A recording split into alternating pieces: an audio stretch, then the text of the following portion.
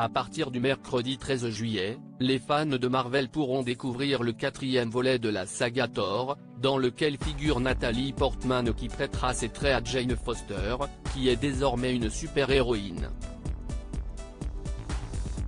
Nul ménagement pour Natalie Portman pour la préparation à ce rôle de surhumaine.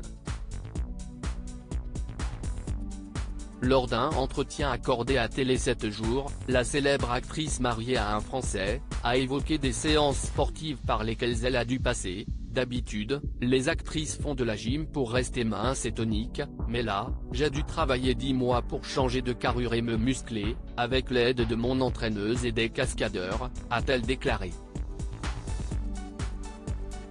Dans les colonnes du magazine, Natalie Portman a admis que cette incroyable métamorphose ne s'est pas déroulée dans les cris et les larmes. « J'ai adoré apprendre à me battre », s'est-elle souvenue. Il semblerait que le Mjolnir, le fameux marteau de Thor dont elle a hérité, aurait eu un rôle central dans ses entraînements. C'était génial. La façon dont je me déplaçais, en le tenant, a changé toute ma gestuelle. La chorégraphie de mes combats a été conçue autour du maniement du marteau, a-t-elle expliqué. Natalie Portman face au personnage Marvel favori de ses enfants. Natalie Portman a également développé l'historique de Jane Foster, un personnage qui a gagné en autonomie, et qui renaît sous un nouveau jour dans Thor 4. Avant, Jane était une scientifique courageuse, que Thor devait sauver en cas de danger.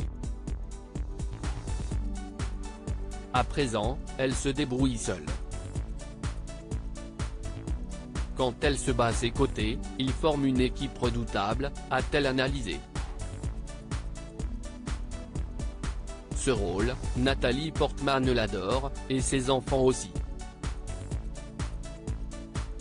L'actrice à la grande carrière a gagné de nombreux points de coolitude auprès de ses enfants grâce à Jane Foster.